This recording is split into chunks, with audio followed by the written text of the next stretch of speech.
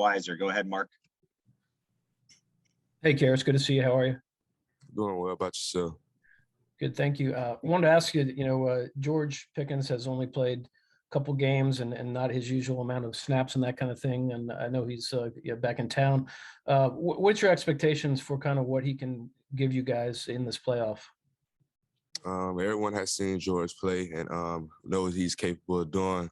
It's been a great addition to this team. Being able to come back from that injury has been tremendous for not only for himself but for the team as well. And just him just being out there brings a different atmosphere to the game.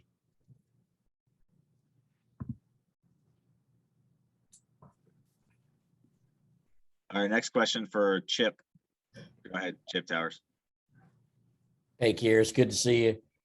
Seems like you've been beat up all year with one thing or another. How are you feeling now? Did the break between SEC championship game and now allow you to heal and get back to your old self? And just if you could just give me an idea of your thoughts as you guys get ready to get in the playoffs where you've been aiming to be all year long.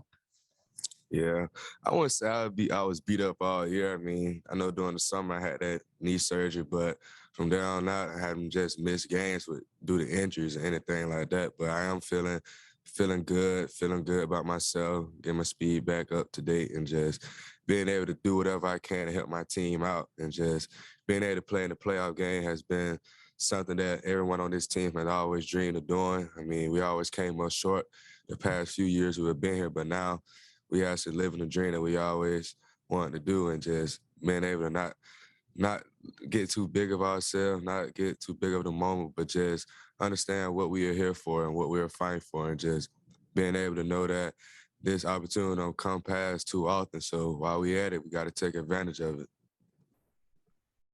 Okay, next question for Connor Riley. Go ahead, Connor. Hey, Kearis, hope you're doing well. Since the Alabama game, how has Stetson been in practice, both a leader in his play, and how has he looked since that loss?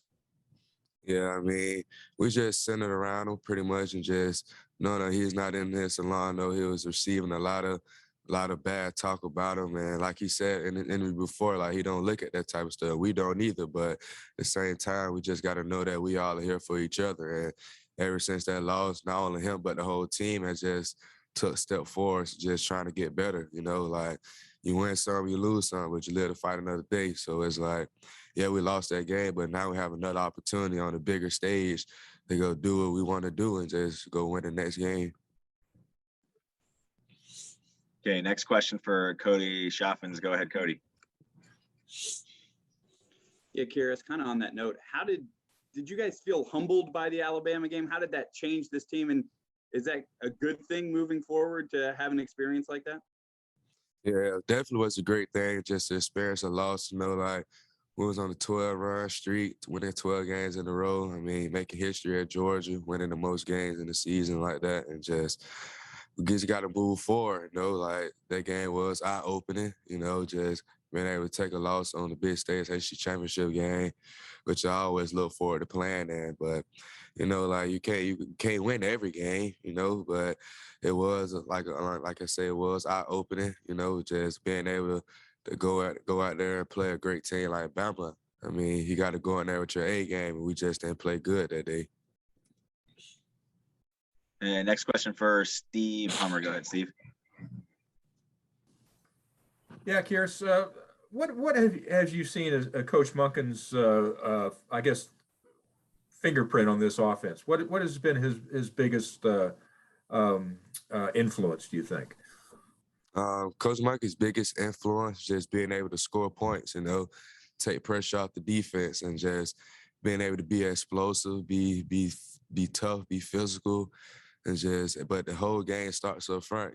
Just he preaches that like protection beats coverage and like protection beats. I mean, being able to run the football as well. So that what he pretty much preaches every time. Okay, last question here from Chip Towers. Go ahead, Chip. Sorry, yeah, my hand was still raised on the thing, but that's okay. I'll talk to you all day. One of the things, when did you know what kind of athletic teammate you had in Brock Bowers? I mean, when did it first, hey, this dude is different? When did that first become apparent to you?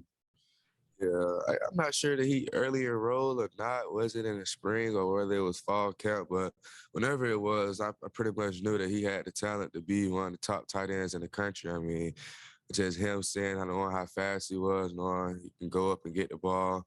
He's very shifty with the ball in his hand. I just pretty much knew that he was going to be dangerous, especially when he get the rock in his hand. But when I seen him the first time, I mean, I was like, yeah, he's going to be one of the top tight ends in the country.